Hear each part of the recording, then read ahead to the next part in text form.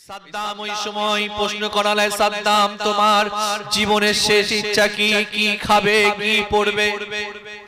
তিনি স্পষ্ট জবাব দিয়ে বলেছেন, আমার মওত হয়ে যাবে কোনো পারোয়া নাই, শহীদ হয়ে যাব কোনো পারোয়া নাই, মৃত্যুবরণ করব কোনো পারোয়া নাই, তবে আমার জীবনের শেষ ইচ্ছা তোমরা একটু সময় দাও, মৌকা দাও, টাইম দাও। আমি জীবনের শেষ সময়ে আল্লাহ পাকের পবিত্র কোরআন শরীফ তেলাওয়াতের মাধ্যমে আমি আমার আল্লাহর সাথে কথাটা বলতে চাই। একটু জোরে বলা যাবে না? আমার দিল ভরছে, আর একটু জোরে শুনতে চায়। আওয়াজ করে বলেন সুবহানাল্লাহ। সাহাবী ফাঁসির মঞ্চে দাঁড়িয়ে রয়েছেন, তাকে ফাঁসি দেওয়া হবে, কতল করা হবে, শহীদ করে দেওয়া হবে। প্রশ্ন করা হলো, এ মুহাম্মাদের পাগল, তোমাকে ফাঁসি দেওয়া হবে, তোমার জীবন নিয়ে নেব, তোমার মনের কোনো ইচ্ছা আছে না নাই? সাহাবী জবাব দিয়ে বলেছিলেন, ও মক্কার মানুষেরা, তোমরা আমার জীবন নিয়ে নেবে, কোনো পারোয়া নাই, শহীদ হয়ে যাব কোনো পারোয়া নাই, বাবারা হব কোনো পারোয়া নাই, তবে আমার জীবনের শেষ ইচ্ছা ফাঁসির মঞ্চে দেওয়ার আগে আমাকে একটু সময় দাও, টাইম দাও। আমি জীবনের শেষ সময়ে এই ফাঁসির মঞ্চে দাঁড়িয়ে দাঁড়িয়ে দাঁড়িয়ে আল্লাহ পাকের নামাজ আমি আদায়টা করতে চাই। আল্লাহ একটু টাইম দাও, 2 রাকাত নামাজ পড়ব। সহিহ হাদিস, বুখারীর বায়াত এটা।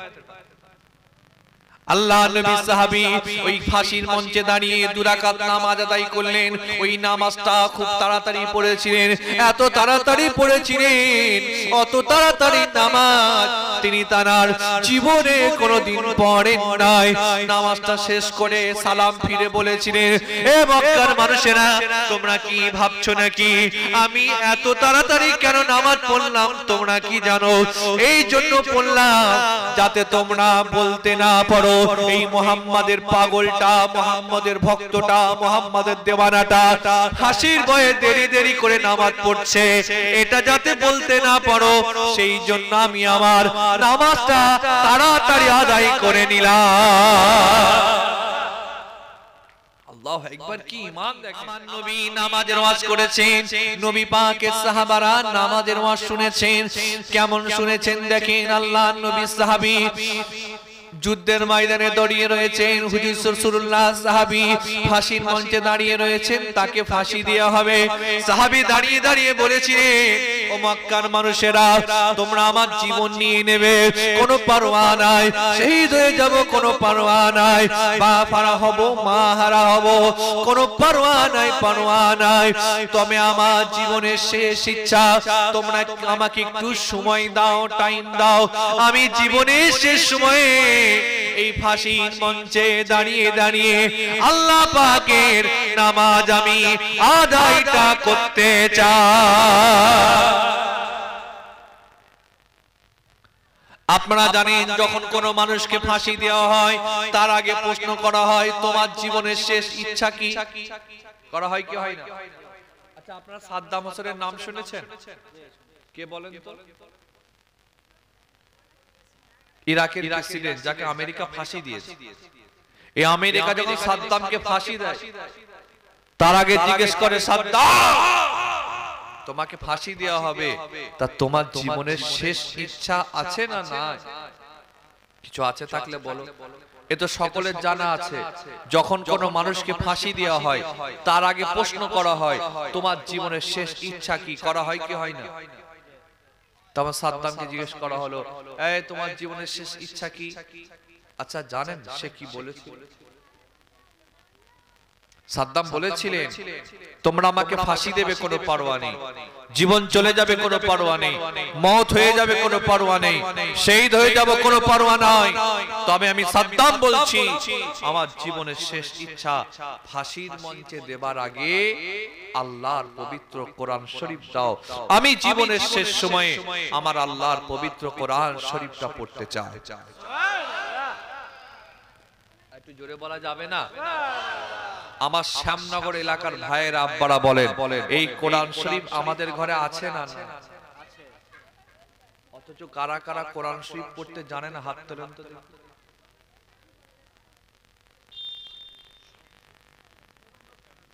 একজন। বহুত বহুত বাদ দেন, আপনি জানলে হাত তোলেন, না জানলে ঠিক আছে। বাহ মাশাআল্লাহ। এই কোচি তোমরা, আচ্ছা কারা কারা ছোটবেলায় পড়েছিলেন ভুলে গেছেন? আচ্ছা আপনারা জিজ্ঞেস করছি, অসন্তুষ্ট হচ্ছেন না তো? প্র্যাকটিক্যাল আমাদের অভিজ্ঞ দেখেন, ওয়াজ তো সারা জীবন শুনে গেছে, আমার আজ একটু আলাদা দেখেলেন। ও সুর টান গল্প ঘটনা, হ্যাঁ গজল আমার পরে হুজুর আসবে সব দিয়ে দেবে। আমি একটু বাস্তব শুরু ধরিয়ে দিচ্ছি, আপনাদের হাল দেখেন, আমাদের প্র্যাকটিক্যালে জমিনের হাল দেখেন। এখানে এতগুলো মানুষ আমার বক্তব্য শুনছেন, কারা কারা কোরআন শরীফ পড়তে জানেন না? আমি দায়িত্ব নিয়ে বলছি, কেউ জানে না, এক দুজন ছাড়া। যারা দুজন জানে সে কবে পড়েছে তাদের খেয়াল নেই। রোজার মাসে পড়েছে কিনা সন্দেহ আছে। আর ফুরফুরা শরীফে গেলে হুজুর একটা তাবিজ দেন, কিসের? আর বলবেন না টাকা ইনকাম করছি খুঁজে পাইনি। হ্যাঁ ছেলে মেয়ে কথা শোনে না, ঘরে শান্তি নেই। হুজুর তো মাশাআল্লাহ তাবিজের কোটো নিয়ে বসে আছে। ঠিক বলছি না ভুল? এরকম করে বললে আর কেউ খদ্দের আসবে আমার কাছে? হুজুর তো তাবিজের কোটো নিয়ে বসে আছে। এসো বাবা, জায়গাটা খদ্দের পেয়েছি, কত ঘর বন্ধ করতে হবে, এই করতে হবে, সেই করতে হবে, 5,000 2,000 10,000 20,000। আমি তাবিজের বিরুদ্ধে নয়, কিন্তু আমার কথা হচ্ছে হুজুরে বলা আমাদের দায়িত্ব। বাবা তুমি কোরআন শরীফ পড়ে, তোমার ঘরের ছেলেরা পড়ো, তুমি নামাজ পড়ো, তোমার বাড়ির স্ত্রীরা পড়ে, মা বোনেরা পড়ে, আমি তদবির দিচ্ছি, লাও আর কোরআন শরীফ পড়বে, নামাজ পড়বে। মানে যেই বাড়িতে নামাজ আছে, কোরআন তেলাওয়াত আছে, সেই বাড়িতে আসমান থেকে আল্লাহর রহমতটাও রয়েছে। আপনারা নিজেরা বলেন, আল্লাহর রহমত আসলে শান্তি আছে না নাই? কল্যাণ আছে না নাই? বরকত আছে না নাই? মিল মোহাব্বত আছে না নাই? আসলে শান্তি দরকার। 10 টাকার শান্তি কিনেও শান্তি হবে না যদি আল্লাহ না দেন। অথচ আমাদের বাড়িতে দেখেন কোরআন শরীফ তেলাওয়াত নেই, গান প্রত্যেকদিন আছে, সিনেমা আছে, মদ আছে, জুয়া আছে, ওরে বাপ রে বাপ কি না হচ্ছে নিজেরা ভাবেন না। এইজন্য বাড়িতে শান্তি নেই, স্বামী স্ত্রীতে মহব্বত নেই, বাড়িতে অশান্তি, বাড়িতে মন টেকে না। হাত জোর করে বলে যাচ্ছি, আমি আপনাদের ছেলে, পীরের আওলাদ আহমদ বলে যাচ্ছি, আমার কথা রাগ করবেন না। বাড়িতে একটু কোরআন শরীফ পড়েন, নিজে পড়তে না পারলেও ছেলে মেয়েগুলোকে বলেন তোরা একটু পড় কোরআন শরীফ। আমার কথা মেনে 1 সপ্তাহ প্রত্যেক দিন কোরআন শরীফ বাড়িতে তেলাওয়াত করান, দেখবেন বাড়িতে আল্লাহ পাকের উপর থেকে স্পেশাল রহমত নাজিল হচ্ছে। 1 সপ্তাহ করান। আচ্ছা আপনারা পড়তে জানেনই, ঠিক আছে, আমাদের আপনাদের বাড়ির স্ত্রীগুলো জানে তো নাকি? ওরা পড়ে? চাচা ঠিক বলে, কোরআন শরীফে ধুলো পড়ে গেল, ময়লা, টিভিটা ঠিক ঘষছে, ধুলো না পড়ে, স্ক্রিন যেন সুন্দর থাকে, একটা যেন দাগ না আসে স্ক্রিন, দাগ এলে স্ক্রিন চেঞ্জ করো, দাগ এসে গেছে। আল্লাহু আকবার। সমাজ কোথা? শুধু প্র্যাকটিক্যালটা ভাবেন, আমরা যে মুসলমান দাবি করছি, নামে না কাজে একটু ভাবেন। আপনাদের দিকে এই সিস্টেমটা আছে কি জানি না, আমাদের দিকে এই সিস্টেমটা আছে। যখন বিয়ে শাদীর কথাবার্তা হয়, ছেলে মেয়ে খোঁজ খবর কথাবার্তা হয়, জিজ্ঞেস করে কি গো মা তুমি নামাজ কোরআন শরীফ পড়ো? এদিকে করে হ্যাঁ পারেন, মানে আমার মেয়ে নামাজ পড়ে, 10 বার কোরআন খতম হয়ে গেছে। ছেলে পক্ষ খুশি, বাপ রে বাপ, তো রাবিয়া বসরি আল্লাহর ওলি মেয়ে লিয়া। বিয়ে হয়ে গেল একদিন 2 দিন, 1 মাস 2 মাস, 1 বছর 2 বছর, আপনি দেখছেন আপনার স্ত্রী বউ কোরআন শরীফ পড়ে না। বলার অধিকার আছে না নাই? কি আছে না নাই বলেন আপনারা? কি করে বলবেন যদি বউ ঘুরিয়ে বলে তুমি নিজেও তো পড়ো? হ্যাঁ শুধু আমার দিকে নিয়ে পড়ো। ওই সাদ্দাম ওই সময় প্রশ্ন করালে, সাদ্দাম তোমার জীবনের শেষ ইচ্ছা কি? কি খাবে, কি পড়বে? তিনি স্পষ্ট জবাব দিয়ে বলেছেন আমার মওত হয়ে যাবে কোনো পারোয়া নাই, শহীদ হয়ে যাব কোনো পারোয়া নাই, মৃত্যুবরণ করব কোনো পারোয়া নাই, তবে আমার জীবনের শেষ ইচ্ছা তোমরা একটু সময় দাও, মৌকা দাও, টাইম দাও। আমি জীবনের শেষ সময়ে আল্লাহ পাকের পবিত্র কোরআন শরীফ তেলাওয়াতের মাধ্যমে আমি আমার আল্লাহর সাথে কথাটা বলতে চাই। একটু জোরে বলা যাবে না? আমার দিল ভরছে, আর একটু জোরে শুনতে চাই। আওয়াজ করে বলেন সুবহানাল্লাহ। আচ্ছা, আপনারা নিজেরা দায়িত্ব নিয়ে বলেন তো, এই প্যান্ডেল থেকে বাইরে বার হলে সুবহানাল্লাহ বেরোবে? একটু মানে সত্যি কথা বলেন, বার হবে? আমি বলছি কি বার হবে? খিস্তি বেরোবে, গালিগালাজ বেরোবে, কারো হয়তো বিড়ি বেরোবে, ঠিক বলছি না? তাবারুকের প্যাকেট নিয়ে যদি দেখে একটা হাড়ও নেই, গোশও নেই, কিচ্ছু নেই, কি বেরোবে? বেটারা 500 টাকা চাঁদা দিয়েছে, একটা হাড়ও দেয়। কত কথা তারা বলবে, সব ঘুরে ঘুরে ঘুরে ঘুরে এবার দাড়ি গোপ পাকবে, মোটামুটি বুঝতে পেরে গেছে হাল। সেরকম রাসূলুল্লাহ সাহাবী ফাঁসির মঞ্চে দাঁড়িয়ে রয়েছেন, তাকে ফাঁসি দেওয়া হবে, কতল করা হবে, শহীদ করে দেওয়া হবে। প্রশ্ন করা হলো, হে মুহাম্মাদের পাগল, তোমাকে ফাঁসি দেওয়া হবে, তোমার জীবন নিয়ে নেব, তোমার মনের কোনো ইচ্ছা আছে না নাই? সাহাবী জবাব দিয়ে বলেছিলেন, ও মক্কার মানুষেরা, তোমরা আমার জীবন নিয়ে নেবে, কোনো পারোয়া নাই, শহীদ হয়ে যাব কোনো পারোয়া নাই, বাবারা হব কোনো পারোয়া নাই, তবে আমার জীবনের শেষ ইচ্ছা ফাঁসির মঞ্চে দেওয়ার আগে আমাকে একটু সময় দাও, টাইম দাও। আমি জীবনের শেষ সময়ে এই ফাঁসির মঞ্চে দাঁড়িয়ে দাঁড়িয়ে দাঁড়িয়ে আল্লাহ পাকের নামাজ আমি আদায়টা করতে চাই। আল্লাহ, একটু টাইম দাও, 2 রাকাত নামাজ পড়ব। সহিহ হাদিস, বুখারীর বায়াত এটা। আল্লাহ নবী সাহাবী ওই ফাঁসির মঞ্চে দাঁড়িয়ে 2 রাকাত নামাজ আদায় করলেন। ওই নামাজটা খুব তাড়াতাড়ি পড়েছিলেন, এত তাড়াতাড়ি পড়েছিলেন, অত তাড়াতাড়ি নামাজ তিনি তার জীবনে কোনোদিন পড়েন নাই। নামাজটা শেষ করে সালাম ফিরে বলেছিলেন, এ মক্কার মানুষেরা, তোমরা কি ভাবছো নাকি আমি এত তাড়াতাড়ি কেন নামাজ পড়লাম? তোমরা কি জানো? এই জন্য পড়লাম যাতে তোমরা বলতে না পারো এই মুহাম্মাদের পাগলটা, মুহাম্মাদের ভক্তটা, মুহাম্মাদের দেওয়ানাটা হাসির ভয়ে দেরি দেরি করে নামাজ পড়ছে, এটা যাতে বলতে না পারো, সেই জন্য আমি আমার নামাজটা তাড়াতাড়ি আদায় করে নিলাম। আল্লাহু আকবার, কি ঈমান দেখেন! তিনি 2 রাকাত নামাজ তাড়াতাড়ি পড়েছেন, সালাম ফিরে বলছেন, এই তোমরা জানো আমি কেন তাড়াতাড়ি পড়েছি? জানি না, এই জন্য তাড়াতাড়ি পড়েছি যাতে তোমরা বলতে না পারো এই মুহাম্মাদের এই পাগলটা শহীদ হবার ভয়ে দেরি দেরি করে নামাজ পড়ছে, লম্বা লম্বা করে নামাজ পড়ছে, এই কথা যাতে বলতে না পারো, সেই জন্য আমি তাড়াতাড়ি আল্লাহর নামাজটা আদায় করে নিলাম। আরে এখন আমাদের নামাজ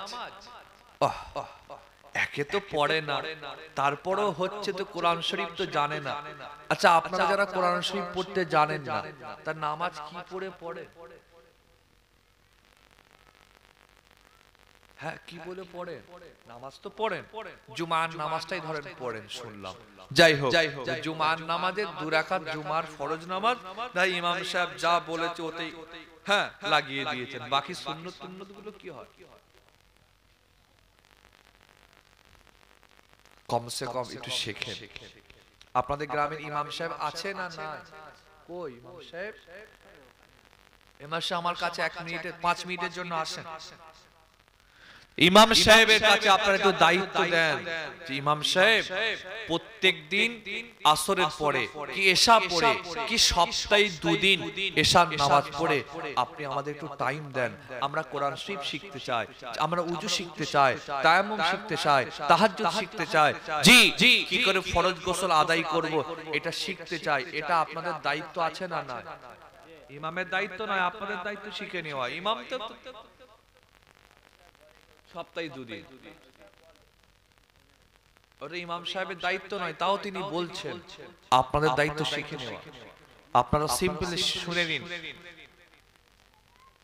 আপনি ফরজ গোসলের সিস্টেম জানেন না, গোসল করছেন, আপনি নাপাক হয়ে গেছেন, ইন্টারন্যাশনাল সাবান, লাক্স সাবান, যে তারপর ডাব সাবান, আরো কত দামি দামি ব্র্যান্ডের সাবান ইউজ করে গোসল করছেন, আর নবীর তরিকা মতো গোসল যদি না করেন, আপনি পাক না নাপাক?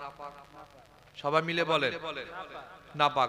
নাপাক, সারা জীবন আপনি নাপাক হয়ে গেলেন। নাপাক অবস্থায় নামাজ, রোজা, তাসবিহ, তিলাওয়াত, জিকির, ফিকির, ইবাদত কি হচ্ছে গো? ফরজ গোসলের সিস্টেম, নিয়ম আপনার আমার জানার দরকার আছে না? না। আর এইগুলো তো মাইকে সব শেখানো যায়, তো প্র্যাকটিক্যাল কোর্স করতে হবে, ইমাম সাহেবের কাছে বসতে হবে, এলাকার আলেম ওলামার কাছে গিয়ে শিখতে হবে, নিজেকে কিতাব পুস্তক পড়ে শিখতে হবে কি করে আল্লাহ রাসূল শিখিয়ে গেছেন ফরজ গোসল করো তোমরা। কি আমার কথা বুঝে যাচ্ছে? অস্থির আছে, বিরক্ত হচ্ছেন না তো? কারণ আমি চাই বুঝিয়ে বুঝিয়ে ওয়াজ করো, মাথায় যেন ঢুকে যায়। ফুরফুরা শরীফের আমজাদ হুজুরের ছেলে কি ওয়াজ করে গেল যেন মাথায় ঢুকে যায়। হুজুরের সাহাবী 2 রাকাত নামাজ পড়েছেন, 2 রাকাত নামাজ আদায় করে আসমানের দিকে মুখটা তুলে বলেছিলেন,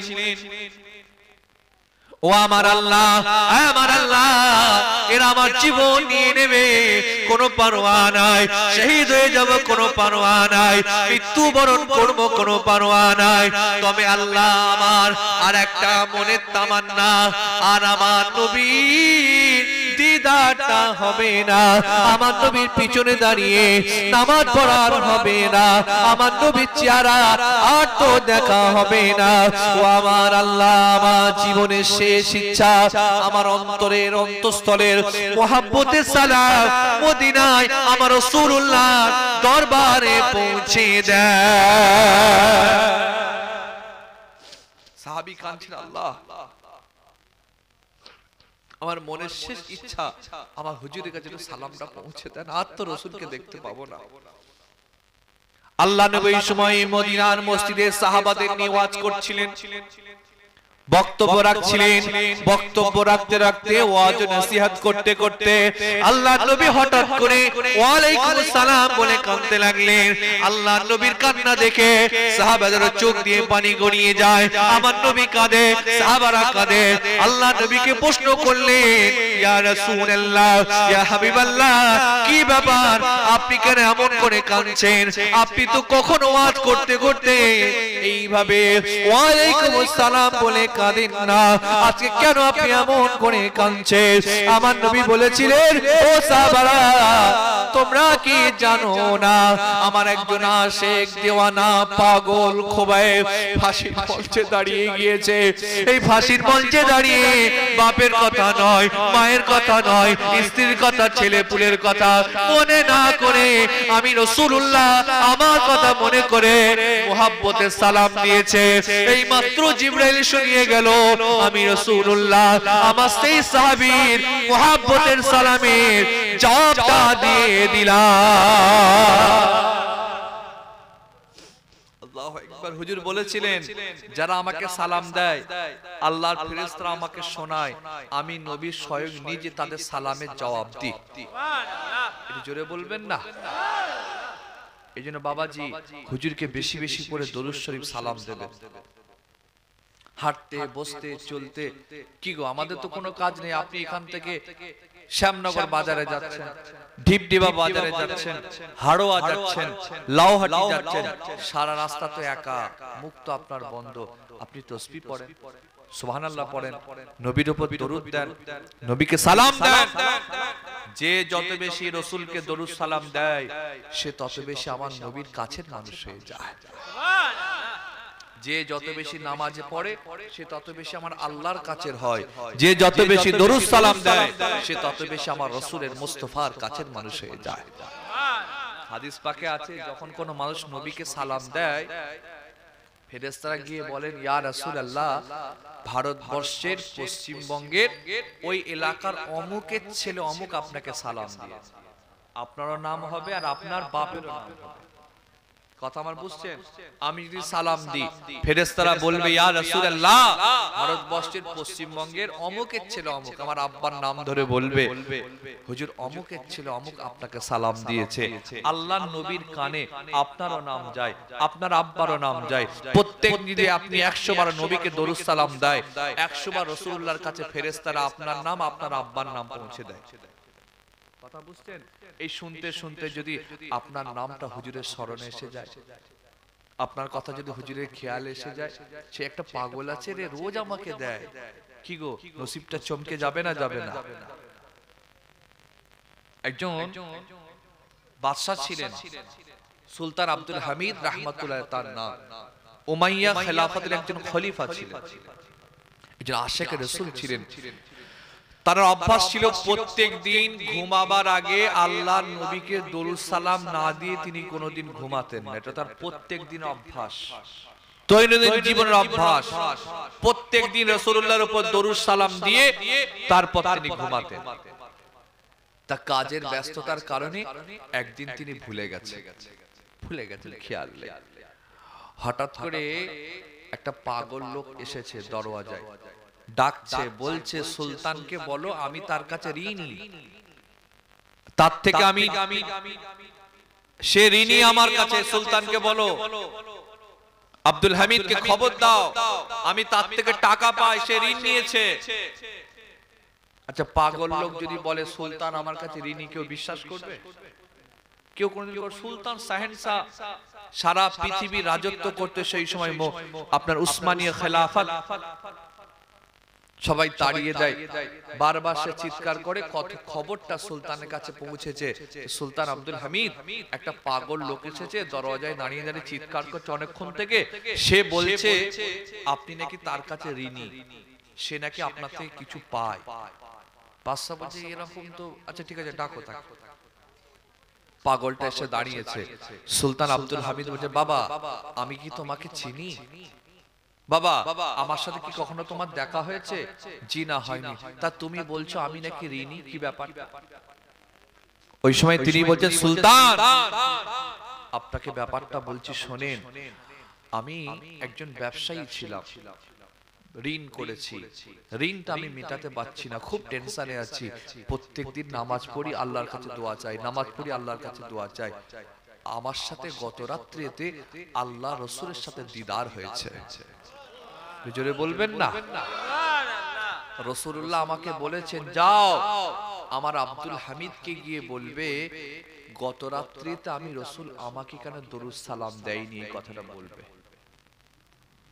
বাদশা শুনে হাওয়া করে কাঁদছে, কান্না আসবে না? আসবে না, হাওয়া করে কাঁদছে, বাদশাও কাঁদছে, লোকেরাও কাঁদছে। সুলতান বলছে তোমার কি লাগবে, টাকা নিয়ে যাও, কত টাকা নিয়ে যাও, নিয়ে যাও, সব নিয়ে যাও, তুমি আমাকে বলো রাসূল কি বলেছেন। আবার তিনি বলছেন সুলতান আব্দুল হামিদ গত রাত্রিতে রাসূল বলেছেন আমার আব্দুল হামিদ, আমার আব্দুল হামিদকে বলবে, শব্দটা বোঝেন, আমার আব্দুল হামিদ কে বলবে গত রাত্রিতে আমাকে দরুদ সালাম দেয়নি কেন। সুলতান আব্দুল হামিদ কাঁদছেন আর বলছেন আমি কাজের কারণে কালকে ভুলে গিয়েছি, আমি ভুলে গিয়েছি, কিন্তু আমার রাসূল তিনি আমাকে ভোলেন নাই। তাই বাবা যে অভ্যাসটা আপনাকে আমাকে করতে হবে না, হবে না।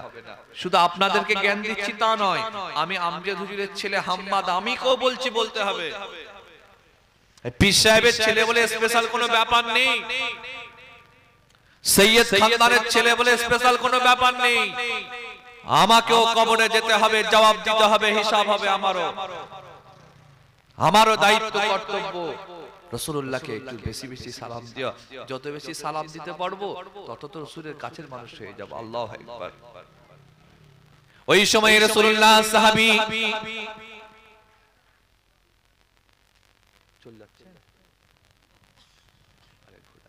ওই সময় রাসূলুল্লাহ সাহাবী নবী পাককে সালাম দিয়ে সেখানে দাঁড়িয়ে একটু আরবিতে কবিতা পড়েছিলেন।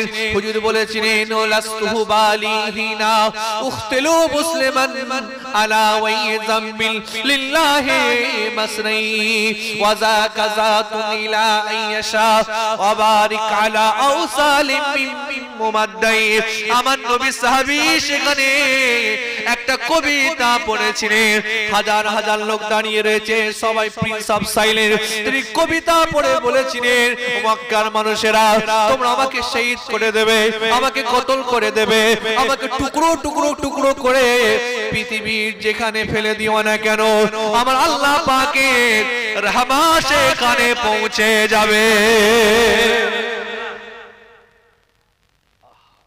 হুজুর বলছেন তোমরা আমাকে টুকরো টুকরো করে পৃথিবীর যেখানে ফেলে দিও না কেন আল্লাহর রহমত আমার কাছে সেখানে পৌঁছে যাবে ও ভাইরা আমার এইভাবে হাদিস শরীফ বলে গেলে রাত পার হয়ে যাবে নবী সাহাবারা জীবনের শেষ সময়ে আল্লাহ নবীর কথাকে তারা অমান্য করেন নাই মাইকলা ইকোটা বেড়ে গেল কেন